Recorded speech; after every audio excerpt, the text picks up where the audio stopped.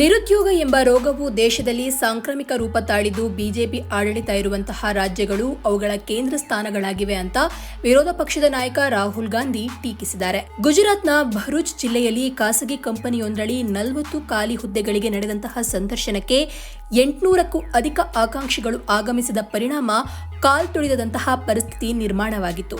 ಈ ಘಟನೆಯನ್ನ ಉಲ್ಲೇಖಿಸಿ ರಾಹುಲ್ ಗಾಂಧಿ ಹೀಗೆ ಹೇಳಿದ್ದಾರೆ. ಸಂದರ್ಶನ ನಡೆಯುವ ಹೋಟೆಲ್ನಲ್ಲಿ ಜಮಾಯಿಸಿದ ಆಕಾಂಕ್ಷಿಗಳ ಭಾರೀ ಪ್ರಮಾಣದ ಸರತಿ ಸಾಲು ಹಾಗೂ ನೂಕು ನುಗ್ಗಲಿನಿಂದಾಗಿ ರ್ಯಾಂಪ್ ಮುರಿದು ಬಿಡುವಂತಹ ವಿಡಿಯೋ ಸಾಮಾಜಿಕ ಜಾಲತಾಣದಲ್ಲಿ ಹರಿದಾಡಿದ್ವು. ರ್ಯಾಂಪ್ ಮುರಿದು ಹಲವು ವಿದ್ಯಾರ್ಥಿಗಳು ಕೆಳಗೆ ಬಿದ್ದರೂ ಕೂಡ ಅದೃಷ್ಟವಶಾತ್ ಯಾರಿಗೂ ಗಾಯವಾಗಿರಲಿಲ್ಲ. ಇನ್ನು ಸಾಮಾನ್ಯ ಕೆಲಸವೊಂದಕ್ಕೆ ಭಾರತ ಭವಿಷ್ಯವು ಸರತಿ ಸಾಲಿನಲ್ಲಿ ನಿಲ್ತಾ ಇರೋದು ಮೋದಿಯ ಅಮೃತ ಕಾಲದ ನಿಜಸ್ಥಿತಿ ಅಂತ ರಾಹುಲ್ ಗಾಂಧಿ ಎಕ್ಸ್ನಲ್ಲಿ ಬರೆದುಕೊಂಡಿದ್ದಾರೆ. ಈ ವಿಡಿಯೋವನ್ನು ಹಂಚಿಕೊಂಡು ಕಾಂಗ್ರೆಸ್ ಅಧ್ಯಕ್ಷ ಮಲ್ಲಿಕಾರ್ಜುನ ಖರ್ಗೆ ಕೂಡ ಬಿಜೆಪಿ ವಿರುದ್ಧ ವಾಗ್ದಾಳಿಯನ್ನು ನಡೆಸಿದ್ದಾರೆ.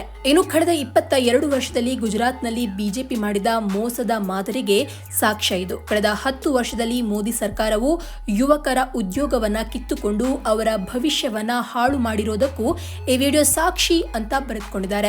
ಇನ್ನು ವರ್ಷಕ್ಕೆ 2 ಕೋಟಿ ಉದ್ಯೋಗ ಸೃಷ್ಟಿಸೋದಾಗಿ ಬಿಜೆಪಿ ಭರವಸೆಯನ್ನ ನೀಡಿತ್ತು. ಆದರೆ ಮಾಡಿದ್ದು ಪ್ರಶ್ನೆ ಪತ್ರಿಕೆ ಸೋರಿಕೆ, ನೇಮಕಾತಿ ಹಗರಣ, ಶಿಕ್ಷಣ ಮಾಫಿಯಾ, ಸರ್ಕಾರಿ ಹುದ್ದೆಗಳನ್ನ ಹಲವು ವರ್ಷಗಳು ಖಾಲಿ ಇರಿಸಿದ್ದು, ಉದ್ದೇಶಪೂರ್ವಕವಾಗಿ ಎಸ್ಸಿ, ಎಸ್ಟಿ, ಒಬಿಸಿ, ಎಡಬ್ಲ್ಯೂಎಸ್ ಹುದ್ದೆಗಳನ್ನು ಭರ್ತಿ ಮಾಡದೇ ಇರೋದು, ಅಗ್ನಿವೀರ್ನಂತಹ ಯೋಜನೆಗಳ ಮೂಲಕ ಗುತ್ತಿಗೆ ಆಧಾರದಲ್ಲಿ ನೇಮಕಾತಿ. ಇದರಿಂದ ಕೋಟ್ಯಾಂತರ ಯುವಕರು ಕೆಲಸಕ್ಕಾಗಿ ಬಾಗಿಲಿನಿಂದ ಬಾಗಿಲಿಗೆ ಅಲಿಯಬೇಕಾದ ಪರಿಸ್ಥಿತಿ ಬಂದಿದೆ ಅಂತ ಕಿಡಿಕಾರಿದ್ದಾರೆ.